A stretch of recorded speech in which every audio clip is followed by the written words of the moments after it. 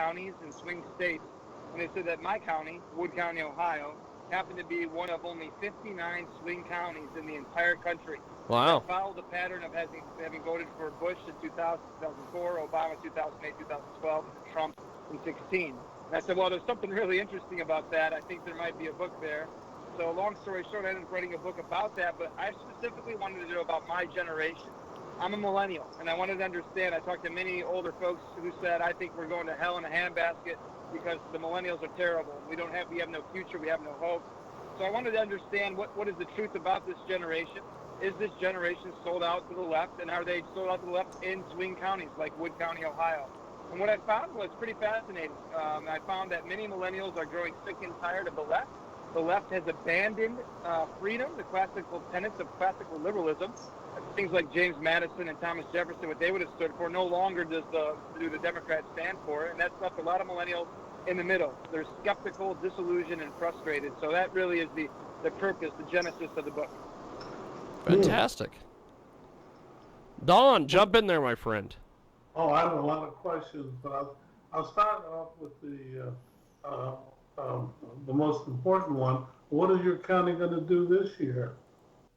Yes, sir. Well, I would predict that Wood County is going to go with Trump, and I think all the polling that we see out there that's in the opposite direction. I mean, if you compare it to 16, he's actually doing a lot better than he did against Clinton. If you measure polling 16 versus 20, what I found in Wood County is that there's a pretty large demographic of blue-collar workers that is really emblematic of places like Pennsylvania, Wisconsin, Michigan. We have our own version of the blue wall in Wood County. And that blue wall was scaled by Trump, and it's not an electorate that necessarily is going to tell the truth to pollsters. Many pollsters come in and ask them, hey, are you going to vote for Trump or Clinton? They said Clinton because they didn't want people to know who they were voting for, or because they were angry at the pollsters. And that's a pretty large demographic of what made Wood County swing at 16. Well, the same thing, except this time we're seeing even more energy amongst that blue-collar vote in the perimeter of our county. Well, let's go to that other question, which is, do you really think that the people don't give the real answers to pollsters? Yeah, I mean, in some cases, sure, but in the many cases that I found, even as I looked at Jeremy Harpel's story here in Wood County, especially amongst the blue-collar demographic, no, they're not answering them correctly. There's a lot of people that don't want them to know what they're voting, and they don't want others to know. A lot of people want to keep that secret because they don't want, maybe it's because they don't want pressure or peer pressure from people outside of their network. Maybe it's their union bosses who are telling them they should vote their paycheck. Maybe they just really dislike the pollsters. I heard all of those answers as I talked to dozens of blue-collar voters here in Wood County. Well, then let me ask you this question. Do you think that President Trump is in effect just plain shooting himself in the foot with all these various tweets that he puts out there, and maybe he should be just hitting one or two messages?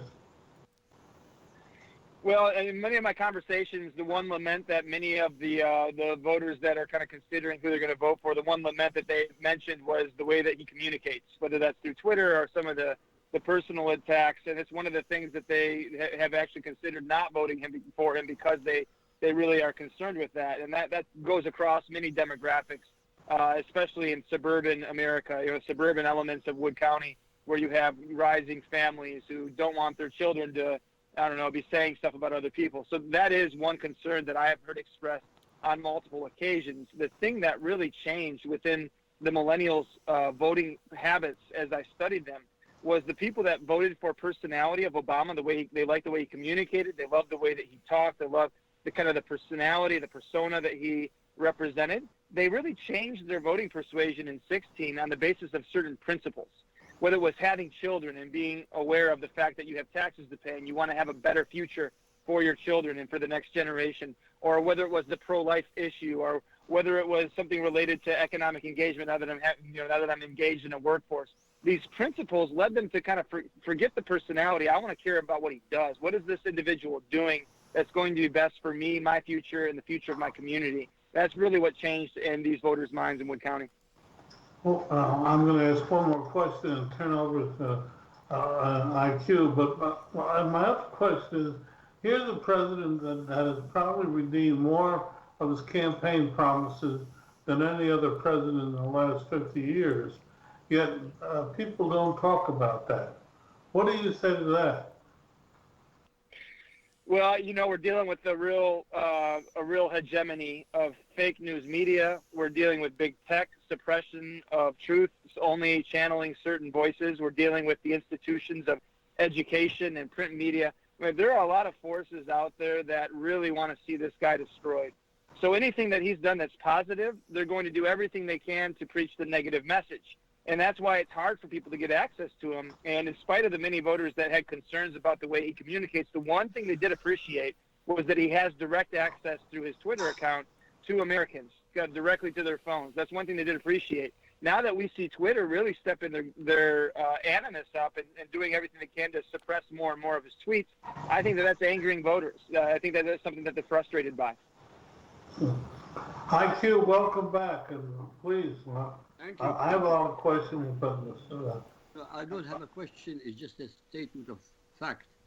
In many of my articles that I've been publishing in the United States of America and in many talk shows, from the rational point of view, purely rational and selfish point of view, every American with 2 brain cells of logic and a bit of decency should see that under Trump, in less than 4 years, or nearly 4 years now, he has achieved more than any president in the last 50 years, exactly as what Don said a few minutes ago. From the rational point of view, at least 60 to 65% of the American public should be supporting him. What do you think? Well, I agree. I mean, I've heard it said, start looking at what he does. Don't listen to what he says. Don't be bothered by that. If you look at the policy achievements of this administration, what has been done is pretty unprecedented in many ways. He's the most pro-life president in American history. He was the first to speak at the pro-life rally, I think last year or 2 years ago. A lot of the work to try to make sure that America was protected from China. A lot of the onshoring of jobs in the manufacturing, a lot of the cutting of regulation, the reduction of taxes, the economy that was thriving until this nefarious enemy, the COVID, stepped in, sent from China, created by China. So there's all sorts of things that you could point to demonstrate achievement and success. And I think generally speaking, if you were to ask Americans, you take out COVID especially, you ask Americans, are you better now than you were 4 years ago? I think the answer would be yes. Now you add COVID to it. Well, would you rather have Joe Biden or Donald Trump leading you through this crisis? Now, the answer is going to be Donald Trump. This is the best news I've heard in the last 4 years, to tell you the truth. Because based literally, as I said, based on logic, nothing to do with patriotism, nothing to do with black, white, or whatever. By the way, he's the best president for blacks ever in the history of the Republic. Am I right or wrong? Well, he's got some great competition up there because you got Abraham Lincoln and Ulysses Grant, who are heavily engaged in liberating them from slavery. So you look at different times and different successes. But I think the work that he's done in terms of liberating them from economic chains of bondage has been demonstrated through that amazing record that was set by the lowest unemployment rate in the history of America with black Americans. And I think there's a lot of them. You actually see one of the things I saw recently was an article on the energy that black Americans have in support of President Trump. And it's nearing its highest point that it has been in the last 4 years. So I think his message is starting to resonate with them. And the more that they see the left going so radically far left of center with defunding the police and taking away a rule of law, I think the more these voters are going to be attracted to the message that Trump sends to Americans.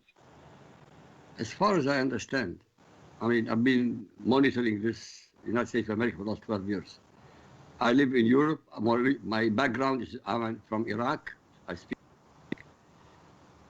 The United States of America today under Trump will be the savior of Western civilization if he stays. If any Democrat wins, it doesn't matter with Obama, Biden or anybody else, any Democrat wins, is the end of Western civilization. Am I exaggerating? No, you're not. And unfortunately, I wish you were exaggerating. I wish you were wrong. But with the new administration, the Democrats have made it very clear. Their goal is to institutionalize the 1619 Project. Their goal is to really abolish charter schools and homeschools. freedom of education and school choice.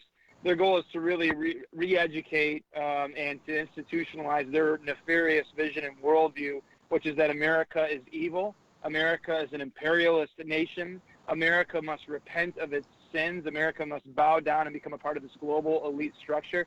These are all things they've talked about. I mean, this is not anything that's being made up. These are things that have been talked about, have been publicized. Look at the House of Representatives led by Nancy Pelosi. Look at the legislation that they've passed out of the House under her leadership in the last 2 years. That's all you got to do to see exactly what they hope to do if they lead the White House and they lead the Congress. My last question is this. Considering what you just said, which is a fact, not an exaggeration, how is it conceivable at least 47% of American public support the Democrat Party? Doesn't make sense.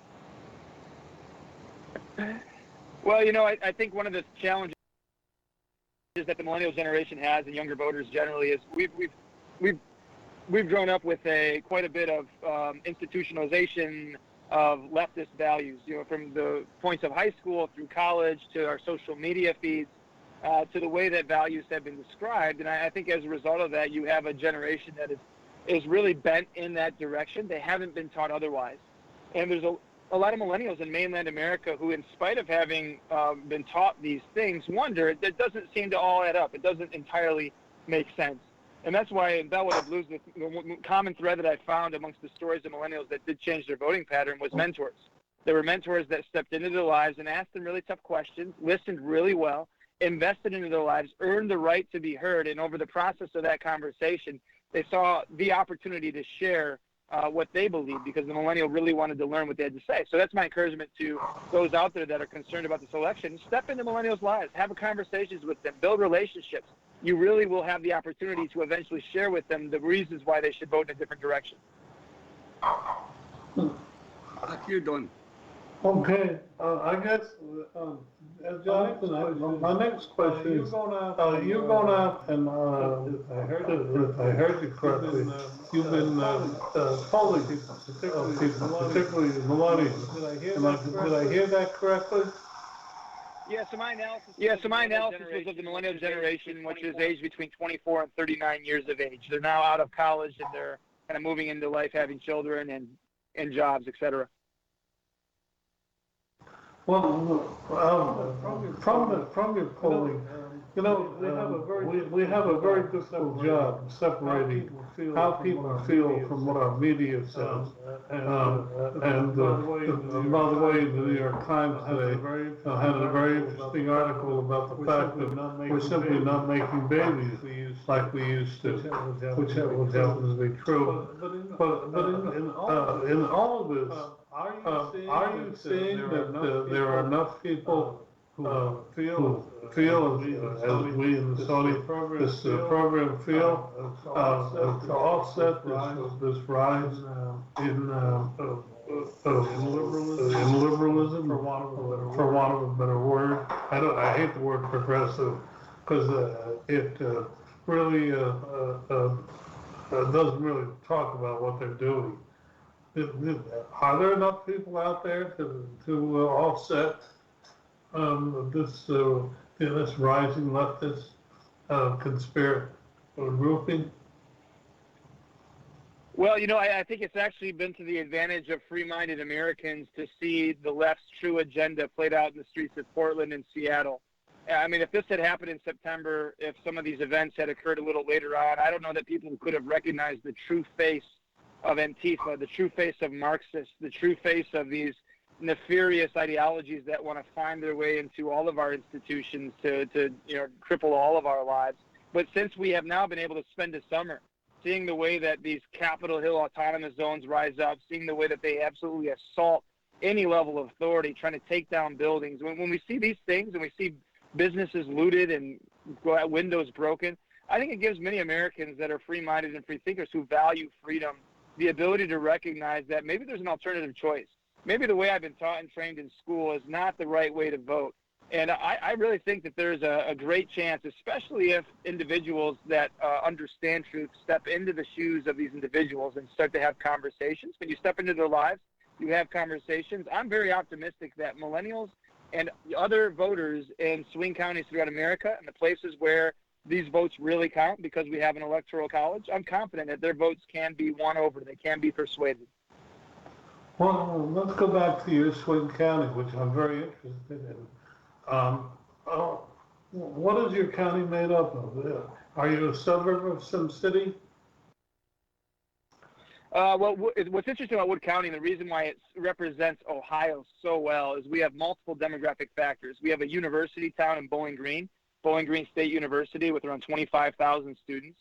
And then we have suburbs with, younger families that are growing and wealthy. We have a lot of businesses that have invested into the county. We have that blue-collar perimeter with union workers and other blue-collar workers. And then we have an agricultural community. We're the 23rd largest county in the state of Ohio of 88 counties by population, but we're the 7th largest by geography. So we have a lot of space, and we have a lot of different nuances within the demographics of our population, which makes us really interesting. Moreover, we're also the youngest of the 3 swing counties in Ohio. We're the youngest of those 3. So we have a really strong representation of what younger voters look like, young families especially, what they look like coming into the 2020 election. And that's why looking at Wood County is an important thing to do for those that want to understand what's going to happen in the state of Ohio. You need not go any further than Wood County. Well, then let me ask you this. In the midterm election, where did it go, Democrat or Republican? Yes, sir. Well, I can tell you this. Polling in 16 was as bad as it was in 18. So in 16, everyone predicted that, Clinton would win by supermajorities and the legislature would be turned over. Obviously, we know the story there. Trump wins. We retain the House and the Senate here in the state of Ohio. Well, 18, they were making the same predictions. We had the same polls that were out there making the same proclamations. Every statewide office was going to be won by Democrats, and we were going to lose the legislatures. Well, guess what happened? We won. The Republicans won every statewide office, governor on down. And we won supermajorities, unprecedented supermajorities in our legislatures in our state. So once again, polling failed. We can't trust these polling numbers. They were entirely wrong in the state of Ohio. They were entirely wrong in Wood County. And they're entirely wrong once again in 2020. But let me ask you a question. What did Wood County do? Did it vote the Democrat or Republican? Oh, no, sir. I mean, in 16, Ohio went for Trump with 8 points by an 8-point margin. He won Wood County by 8 points. In 2018, the midterms, Governor DeWine, the Republican, he won Wood County. He won the state by 4 points. He won Wood County by 4 points. Exactly in line. Okay, well then, let me ask you this. In the suburbs, one of the things that happened in 18 was that the suburban women went for the Democrats. In your county, what did they do in 18 in terms of suburban? Do you have any breakdown of that? Yeah, there were 2 real major demographics that influenced the midterm elections in 18 in Wood County, and one of those was the suburban families. And we saw a move in the wrong direction, if you would, a move towards the center with more and more families, and I think suburban women especially voting against Republican candidate. But the encouraging news is that blue-collar vote that I talked about earlier, they really stayed. They not only did they vote, but they voted in line with the Republican candidate. And nobody was sure because Trump was just such a unicorn. He was so unique. No one knew if these voters were going to stay and continue voting for members of the Republican Party or if they were just one-time voters. What we found in 18 was we actually had really strong representation on the blue-collar perimeter of our county. But it was the suburbs where we had a little bit of a challenge. Well, what do you think is going to happen? People have said that the next election, this coming election, will be decided in the suburbs. Where do you think the trend is today? Well, my prediction today, and we still have 100 days or so, which a year like 2020 feels like a lifetime. So you don't know what events are going to transpire between now and November. But what I can say based on the vantage point of today is usually the suburb populations vote at higher rates during midterms. Usually their voter representation is higher. Whereas the outer perimeter, blue-collar workers, they only vote every 4 years. So as I look at it from the lens of how they voted in 16, what happened in 18, and then what we're looking at in 20, I'm very optimistic. I think Wood County is going to go solidly in the red. I think Ohio is going to go solidly in the red, and I think that's indicative of other swing states that are going to go solidly in the red, giving President Trump the electoral victory that I think will be decisive in 2020. But if, and I could be wrong on this, but I thought I cite the New York Times, which Jiggy knows is my favorite newspaper.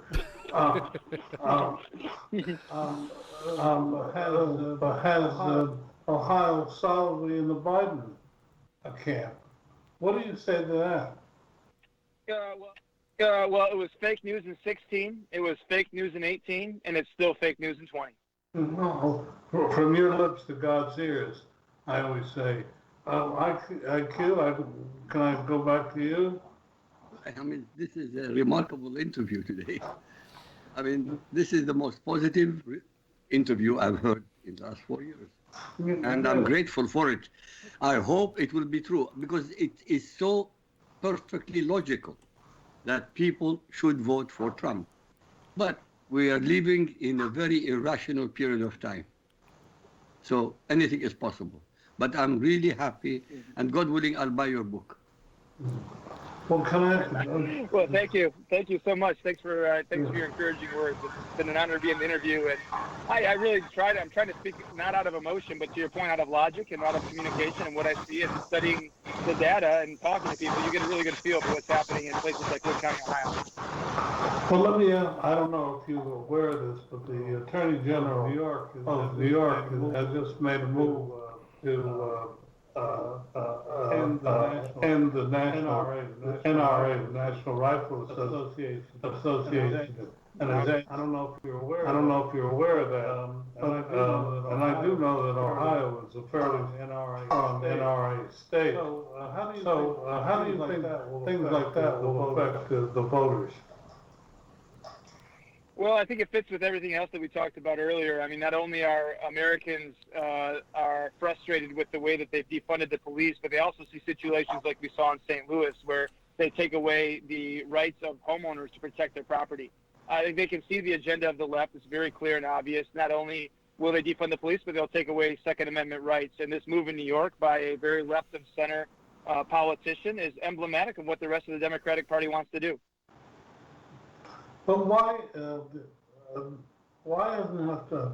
President Trump, in your opinion, not really hammered away at these issues? For instance, yesterday he wasted yesterday's news cycle talking about one of his own health leaders by complaining about her. Why is he not just heading away at these issues? In your opinion. Well, I'm not a campaign staffer, and I can only give you what I read and see. And it's easy for me, from my vantage point, to argue this is what he should be talking about. One of the things I have seen in polling is that a lot of Americans are very concerned about COVID. They're concerned about the left and the radicalization of the left. They're also concerned about COVID and the ways that it can affect their lives. A lot of people have had extended relatives or neighbors or other people that may have been severely impacted by this.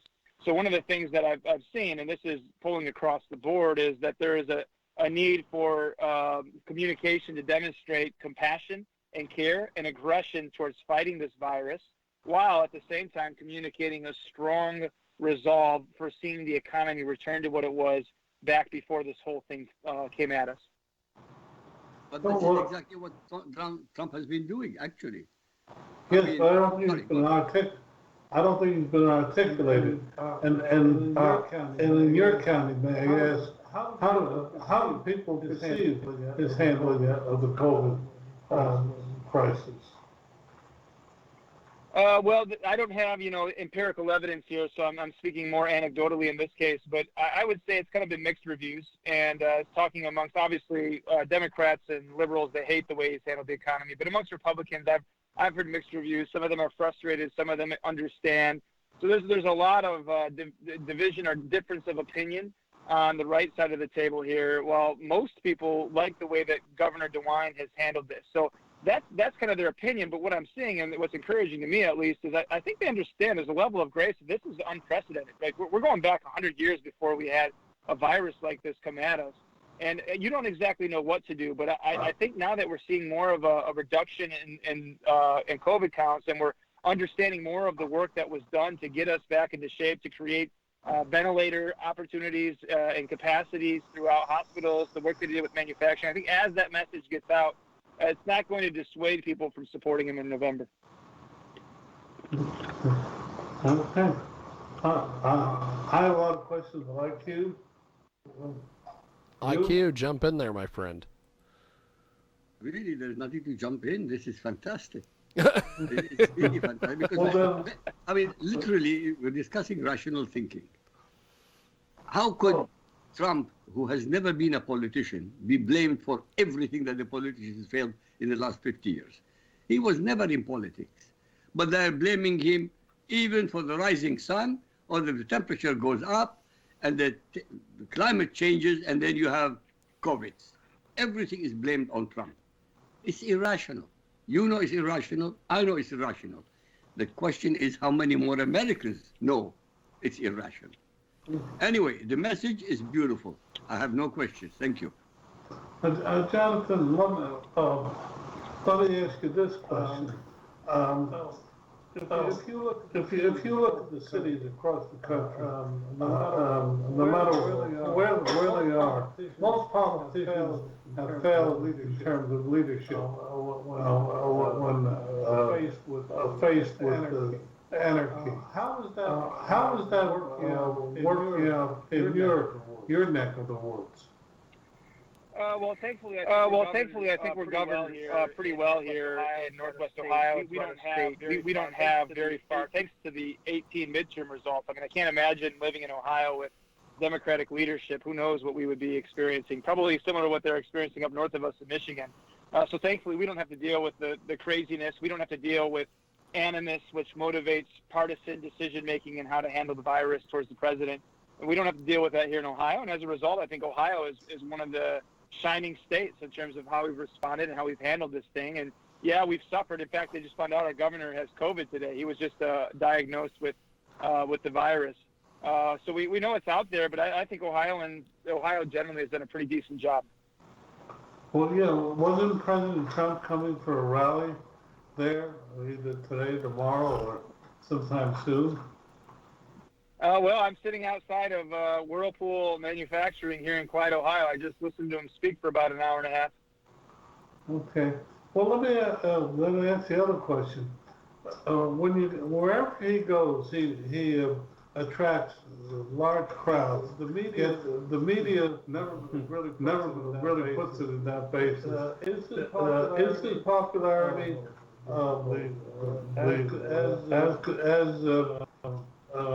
as huge as it appears in his crowd? Yeah. I got a story for you. So in January, the president came to Toledo, Ohio. That was his first campaign stop in 2020. It's such an important place to win as a swing state. So he came here, and there were lines longer than I've ever seen in the city of Toledo. You're talking about blocks for miles of people waiting to get into this arena. And then when many of them couldn't get in, they were outside watching on a big screen by the thousands. And inside of the arena, the place was just packed. I mean, it was jam-packed, but there was one section that was empty. And the only reason that section was empty was because it was behind the media. And if you're behind the media, you can't see the president. Well, guess what pictures the media was taking to demonstrate the lack of attendance at this Trump rally? They took the pictures directly behind them of the empty seats that were there because they were blocking them from seeing the president. The place was jam-packed. So I have no question, just from that alone, that I've seen the media do everything within their power to communicate something that fits their narrative. That's a great story. That is a great story. Can I use it in my next? Yeah. It's a fact. I was there. I witnessed it. Go for it. Okay. Well, let's talk a little bit about your. What do you do when you're not writing books? Yeah. Well, I've only written one. This is my first book, and I don't know if I'll have another. I pray a lot about what to do and how to handle it. I have a family. My wife and I have 4 kids, and I run a small business. It's a business that creates sustainable packaging. It's called Smart Solve, and it's my day job, and that's primarily what I do. I'm involved in the Republican Party.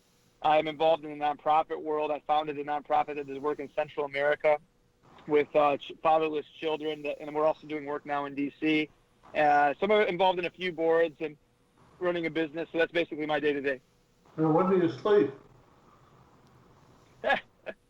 I thankfully I found great efficiency, and really life and success is about other people. You got to have really great people in your life to do things successfully. So God has blessed me with some amazing relationships. And one of the things that my wife and I constantly talk about is making sure that we make the right decisions. There's a difference between opportunities. We all have many opportunities that come at us in life in various shapes, sizes, and forms. There's a difference between those opportunities and assignments. And to me, an assignment is something that I'm called to do. I'm made to do that. So we really try to choose assignments because we know that we can invest our time, talent, and treasure into places that are going to reap a return. Well, you bring up God, which many of us do, but it seems here in America, religion is losing the battle with secularism. Do you feel that's also a critical issue that has to be addressed in the coming years? No doubt about it. I mean, the millennials and Gen Z are the least religious generations in American history. And that lack of faith is what's led to what we're seeing in Portland and Seattle. A lot of those youngsters out there, they have no hope, they have no future, they have no faith. All that they can do is try to find some purpose in life that is greater than what they've lived with, and that's anarchy, and that's toppling the government. It gives them some temporary purpose, but that, as we know, eventually leads to a lack of purpose and leads to destitution and leads to moral depravity. So one of the things that I pray for, and all Americans should, frankly, whether someone believes in God or not, you should still root for faith, because whenever faith has flourished in American history is when America has flourished. I mean, faith is really, and the flourishing of faith is really what led to the abolition of slavery. That's something that we want to see as Americans grow and flourish, and we need more people to recognize their creator and the source of these rights that we have that we call inalienable. They're inalienable because they were given by God. Well, Jonathan, I know we've only got you here for a limited amount of time. So, but before we let you go, how do people find your book and everything else? Thank you, James. It's been great to be on with you guys. I appreciate all the questions. The book can be found at Barnes & Noble,